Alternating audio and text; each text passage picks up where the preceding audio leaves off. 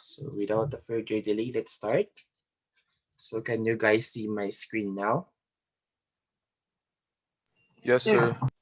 All right. So for the topic today, we'll discuss about the diode circuit analysis and the applications of it. Okay. But before that, you guys have to know what are the diode approximation. Okay. So we only have three approximation: the ideal diode, or the first approximation, and then the second approximation, and then the third approximation. So what are those approximations? So we have here a very straightforward example. So as you can see right here, let's say someone asks you, how old are you? Okay. So for the first approximation, so most of you maybe will answer this one. I'm 21 years old, or I'm 18 years old, or you're at age that uh, you're old right now. And for the second approximation, you've included the month. Okay, you're quite being specific here. So you said you're 21 years old and 9 months old. Okay, and then maybe some of you will answer this, but uh, not all of you. Like maybe few of you only. Okay, and then for the third approximation, you're being very accurate. Okay. So in here you said you're 21 years old, 9 months old, and 3 days and 30 minutes and 40 seconds. So as you can see right here, the first approximation is like the ideal answer, because all you have to think about is your age. But for the second approximation, like you have to quite more exact than the ideal. So you've included the month. But for third one, it is the super exact answer. Okay, wherein you've included the days, the minutes, and then the second. So just imagine this one as an answer of a whole number without including the decimals. But for this one, you've included the two decimals. Okay, and then for the last one, you've included everything, even if it's 10 decimals, 20 decimals, and so on and so forth. Okay, so I hope that you guys get the idea of the first approximation, second approximation, and then third approximation. Okay, all right, so now let's apply this in diodes. Okay, so we have the ideal diode, or the first approximation. So in first approximation about diodes, this one works completely like a switch. Okay, so we only have two. For the forward bias, it works like a closed switch. Okay, it allows the current to pass through to that circuit. And then for the reverse bias, works like an open switch. Okay, it doesn't allow any circuit on that, any electric current on that circuit. Okay, and then here are some of the characteristic of the ideal diode. So does not have a threshold voltage, does not have a resistance at all, does not have a breakdown voltage. Okay, so this one does not have a threshold voltage, meaning you don't need to deduct. Okay, you don't need to deduct the voltage that the diode will eat, or the diode will consume. Okay, because as I have said last meeting, diodes will consume a certain amount of voltage. Like if it's a silicon diode, it will consume 0.7 volts. So you should have a greater voltage to pass through that diode, like should be 0.8 and above. Because if not, then uh, you won't be able to pass through a current to that diode. Okay, and then it does not have a resistance at all. Okay, because as some of you may know, a diode has a bulk resistance. Okay, it has its own uh, minimum. Okay, minimum resistance. Like a wire, it has a minimum resistance, but it's very minimal, so you can neglect it. So the same with the diode, it has a very minimum resistance. We call that one bulk resistance. Wherein, if it's less than 1 ohm, you can neglect it. But if it's above 1 ohms, then you can count it as a part of the circuit. And then lastly, we have here does not have a breakdown voltage, meaning it doesn't have a limitation. You can apply up to how many voltage. Okay, so this one work completely as a conductor when in forward bias, and work completely as an insulator when in reverse bias. Okay, so to make it simple, works like a closed switch if it's forward bias, and then works like an open switch if it's reverse bias. So this one is not really used for real life situations, but just a general approximations when preciseness isn't needed. Okay, so as you can see right here, supposedly we have here a voltage of uh, 0 0.2 or 0 0.3. Okay, but in here you don't need that kind of voltage. So 0 0.1 or even 0 0.001 will work perfectly as fine in first approximation. Okay, so it will uh, conduct an electricity. So as you can see, even though it's very minimum, it will rise up to how many currents or how to many voltage that you've applied to it. But for the second one, okay, for the second approximation, now in here you now need to consider the threshold voltage of the diode. Okay, so in this subject, we're only going to use two diodes or two kinds of diode. Okay, so we have here the 0.7 volts for silicon and then 0.3 volts for germanium. Okay, so as I said a while ago or last meeting, silicon diode consumes 0.7 volts. And then for germanium, this one consumes 0.3 volts. Okay, and then if you're going to take a look on this one on the graph, so it needs at least 0.7 or above. Okay, it should be 0.8 or 0.75 because or else, it will not be able to circulate the remaining voltage if it's exactly 0 volts. So as you can see right here, it will only conduct, okay, it will only conduct a current. We have here the I and then the D. It will only conduct current if it's 0.7 volts and above. Okay, unlike for the first approximation, there's nothing like that. So even if it's just 0.1, it will already conduct a current. But for here, if it's 0.6, then it will not conduct a current. Okay, so you need at least 0.7 and above. This one is for silicon. Okay, and then for germanium, of course, you only need 0.3 volts or above. Okay, and then second, it ignores the bulk resistance or it ignores the threshold resistance. Okay, so as I said a while ago, our diodes has an initial resistance, okay, or a default resistance by itself. Okay, we call that one bulk resistance. So it is the approximate resistance across the terminals of the diode when a forward voltage and current are applied across the diode. So again, it is the resistance of the P-type and then N-type materials of the PN junction of the diode. So its value is dependent on the doping level and the size of the P and N materials. Okay, so some diodes, let's say if it's a very big diode, of course, it also has a larger resistance. But for the, let's say, common size of diode like this one, okay, most of that it only has a less than 1 ohm resistance. So it says here mostly bulk resistance. So take note, this is the label for the bulk resistance. So it's RB. So most RB is less than 1 ohm. Okay, some are 1 and above. Okay, but mostly are less than 1 ohm. So you can neglect it. Okay, so you can ignore it if it's less than 1 ohm. But if it's above 1 ohm, you have to consider that on your circuit. But in second approximation, so no need to worry on that one. Okay, so you can ignore that one in second approximation. Okay, so where are we going to include this bulk resistance? So we will include this one on the third approximation. So this is not the very complete, or you're going to consider everything. Okay, so again, as usual, you're going to need to consider the voltage or the threshold voltage, and then you're going also to consider the bulk resistance. Okay, but of course it has a condition. So however, if the bulk resistance is less than 1 ohm, it can be ignored. Okay, so as simple as that. In third approximation, you have to account the bulk resistance, but if it's less than 1 ohm, then you can ignore it.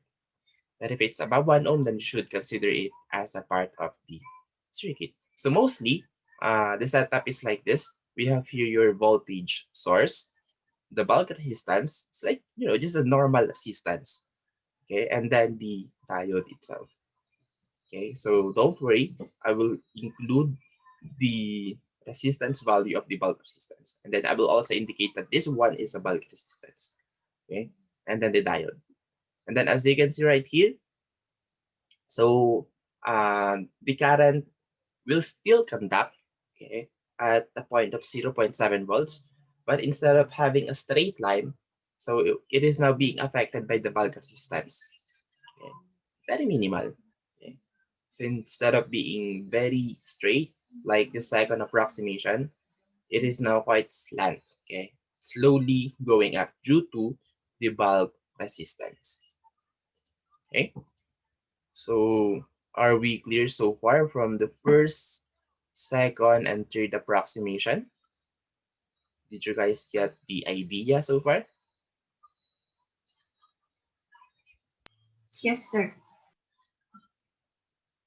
All right, how about the others? So this is very important, okay? So if you didn't understand the first approximation, second approximation, and the third one, you won't be able to answer our quiz later on. So if you have clarification, so ask them now.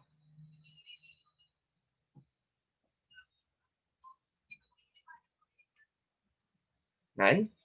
So I'm not hearing anyone who has a question. So maybe all of you get it, okay? So I hope so. All right, so moving on, let's have an example, okay?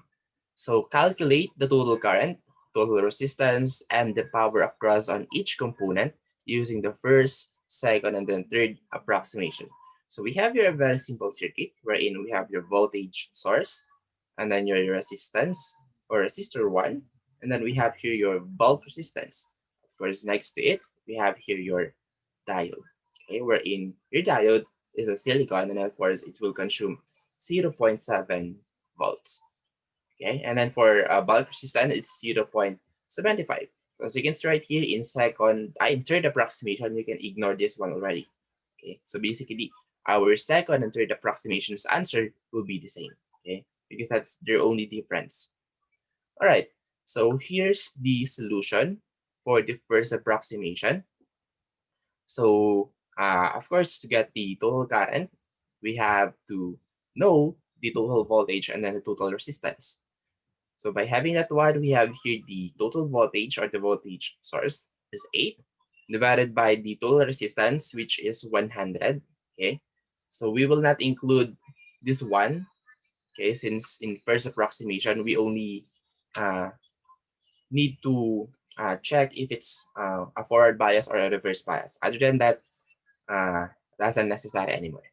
Okay, so in first approximation, if it's forward bias, then there's a current. Okay, so in here, as you can see, positive to positive, negative to negative, or positive to anode, sorry, and the negative to uh, cathode. Am I correct?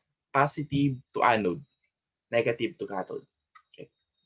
So if it's the case, then this one is a forward bias. So meaning there's a current flowing through this circuit, or this diode is allowing the electricity or the current to pass through.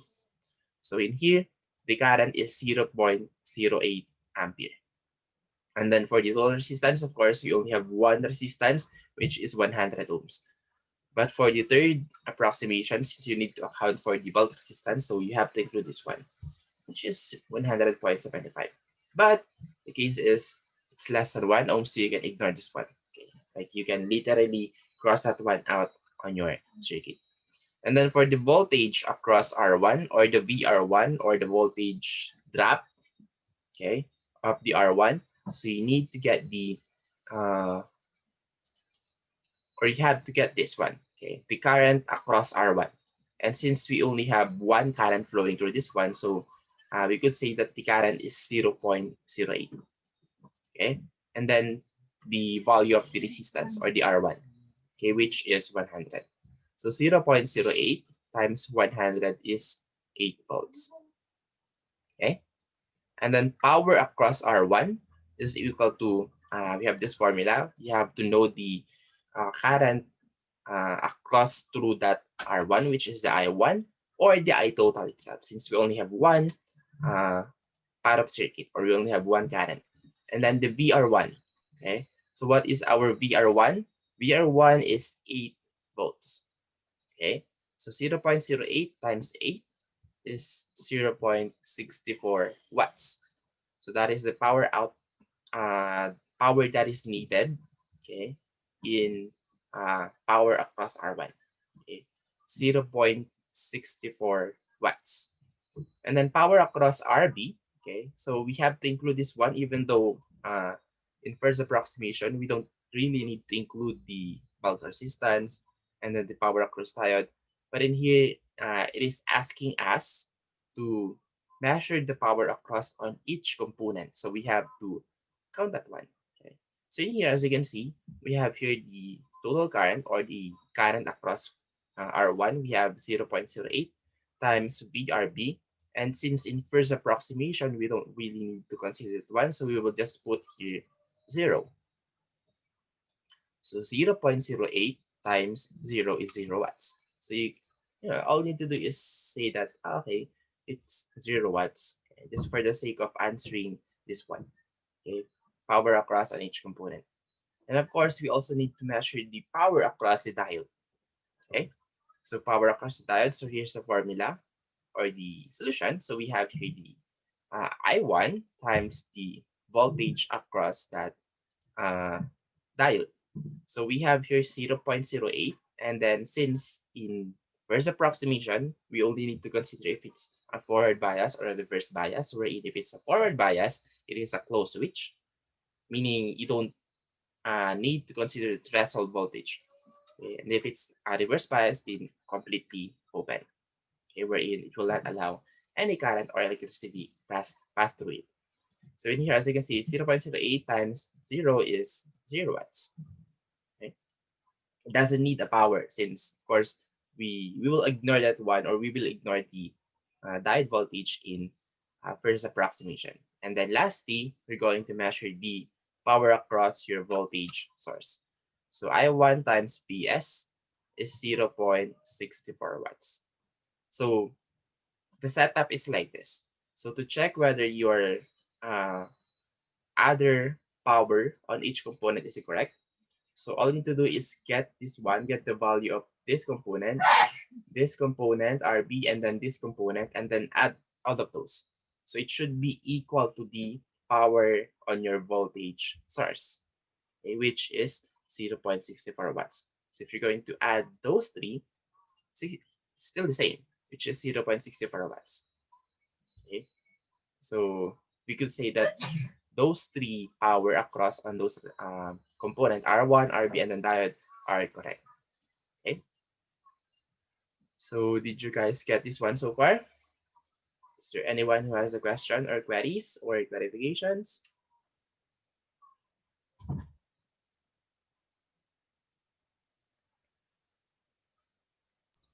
None, Right, sir. let me ask. Mr. Alan Jade, question? Mr. Ray Vincent? None, sir.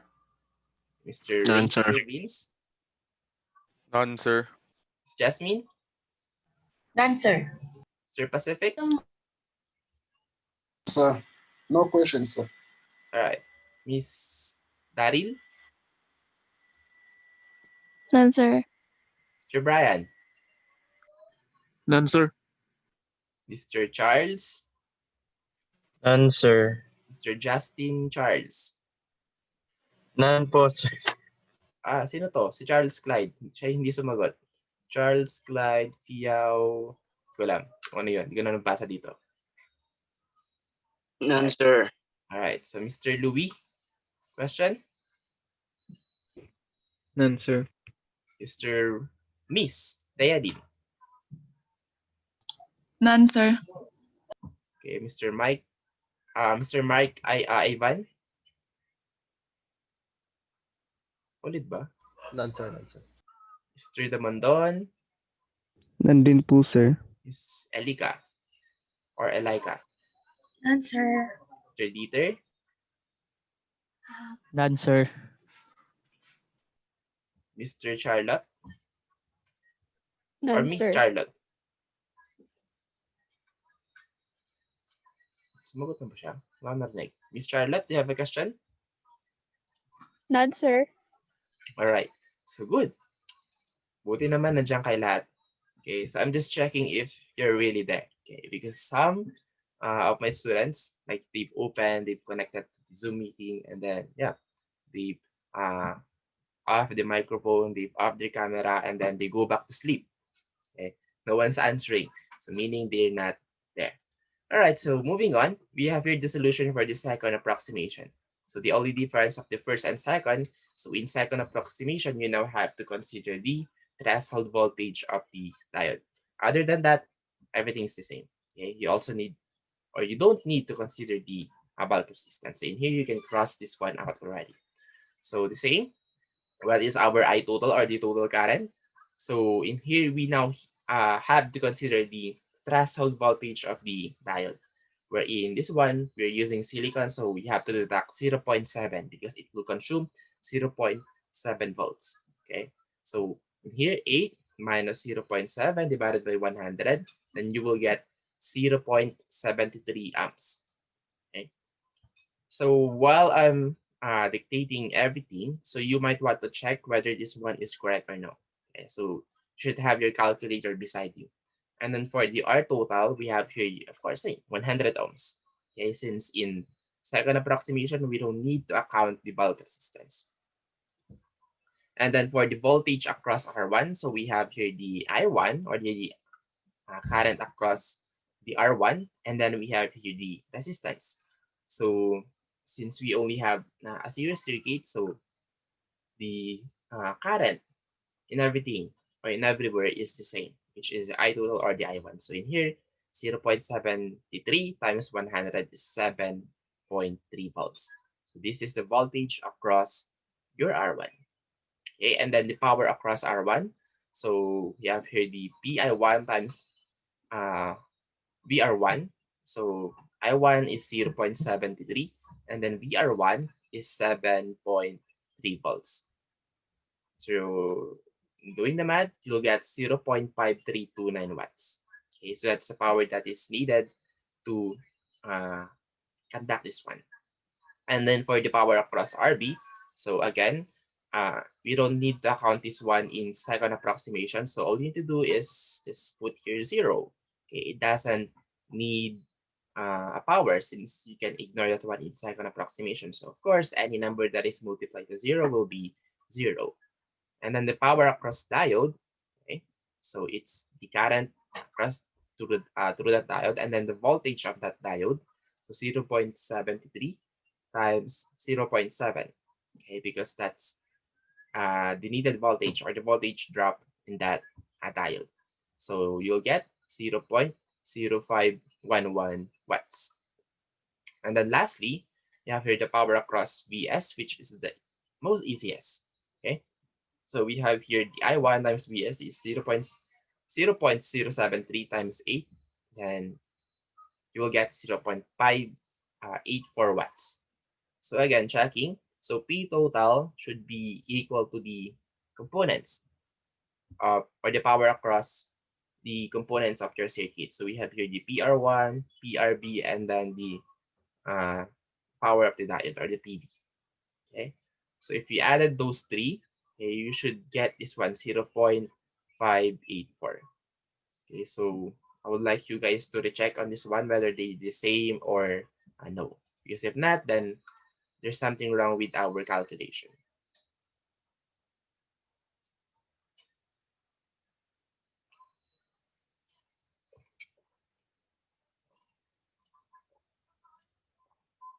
So are they the same? 0.5329 plus 0.0511, which is equal to 0.584. Yes, sir. All right, so meaning our calculation on every power is correct. All right, so this is for the second approximation. So the only difference between the first approximation is this one, okay, the I total. And then of course it will affect our entire circuit since we've changed the value of I total, and then I total. Okay, so in here, it is now 0.073. Okay, this one is 0.08. So it has a little variation. So for the third approximation, you now have to account for the bulk resistance. Okay, so the same with the second approximation, we've already considered the threshold voltage of the diode. So for the I total, it's 8 minus 0.7 divided by 100, then we will get the same current, 0.073, same total resistance, which is 100 ohms. And then for the voltage across R1, still the same, 0.073 times 100 is 7.3 volts. And then the power across R1 is the same. Yeah, the same. So 0.073 times 7.3 is 0.5329 watts.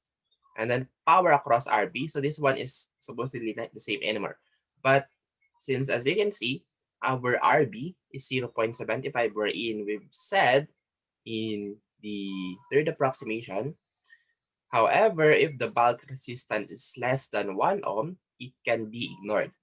So meaning you can cross that one out or you can remove that one on your circuit.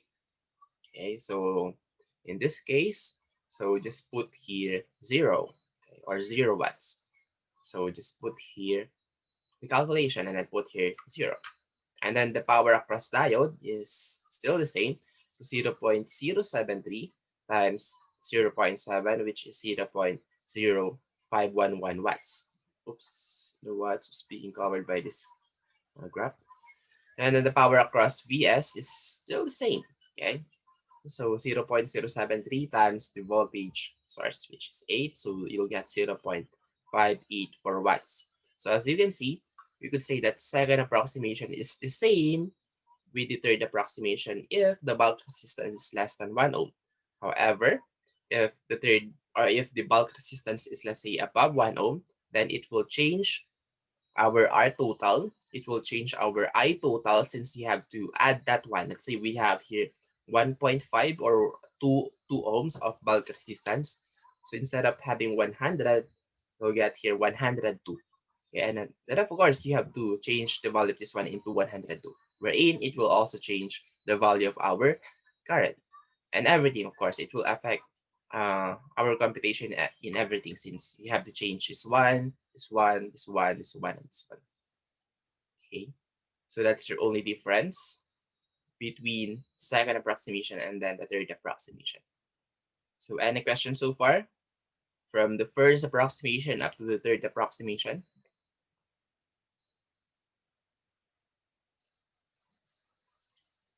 None, sir. So am I too fast or just the correct or just the right pacing? Sir, just fine. That's right. Okay, it's good to hear. So just a recap. Okay, somebody chatted. Okay, I answer. Okay, just a recap. First approximation will only consider if it's a forward bias or a reverse bias. Okay, or a closed switch or an open switch. And then for the second approximation, okay, so you now have to consider the threshold voltage of the diode. Other than that, the same with the first approximation. And then the third approximation, you now have to consider the bulk resistance. Okay, so same with second, just the bulk resistance. Okay, so I hope that you guys have already memorized the concept or the characteristics of each approximation. So you can always go back to this one, okay? The third approximation, the second approximation, and then the first approximation. Okay, so it will tell you the characteristics of each approximation, okay? So we are already done with this example. So as usual, we're going to have a quiz, okay, after this uh, example. So quiz on approximation. So in here we have here 42 points. So 21 points, 21 points, 7 points actually. 7 points each approximation. So 7, 14, and then 21. And then of course, since this number one is only 21, so there's another one. Okay. which is for number 2. So 21 plus 21 is 42 points. So the same concept, you're going to calculate the total current, total resistance, power across on each component using first approximation, second approximation, and then third approximation. So why 7 points on each approximation? Because 1 points each. Okay. So as you can see right here, 1 point for the total current, 1 point for the total resistance, and then 5 points for the power across on each component. Okay. Because in here we have 5 components. 1, 2, oops, I think something's missing. Let me see, power across, voltage. I'm sorry, I wasn't able to include this one, voltage across R1. So in here, there should be another one where in total current, total resistance, comma, voltage across R1 or VR1, and then the power across on each component. Okay, because I've included this one here. Anyway, I've indicated in your canvas or in your quiz that you have to answer this one, voltage across R1. So just include that one on your calculation. Okay, so for this one, there's an additional VR1. Okay, the voltage across R1 or the voltage drop across R1. And then the power across on each component. So we have 4 components, 1, 2, 3, 4. So 4 plus 3 is 7 points. So you're going to do that one in every approximation. So 7 points, 7 points, 7 points. A total of 21 points on each number. So for your first number, we have here PS is 5 volts, R1 is 125, bulk resistance 1.5. So you know already that this bulk resistance will matter since it's above 1 ohms. Okay, and then we've used silicon diode. Okay, wherein it will consume 0.7 volts. And then for number 2, okay, so the same. Everything is the same. You're going to calculate the total current, total resistance, and then the voltage across R1 using on those 3 approximation, first, second, and third. And of course, we have a different voltage source, different value of your resistance, and then the same bulk resistance and then diode, okay, which is silicon. Okay, so I will leave those 2 to you. You may answer those 2 quizzes or 2 activity after our discussion. Okay, so for now, we will stop right here. We will just continue the next one for the part 2. Okay, or on the part 2 since we only have 1 minute and 20 seconds right now. So if you have a question, so you may still ask. If none, you may already leave and then have a break for 5 to 7 minutes since again, I have to convert this recorded video into MP4. So no question. So you may now leave and then wait for 5 to 7 minutes for the second link. Okay.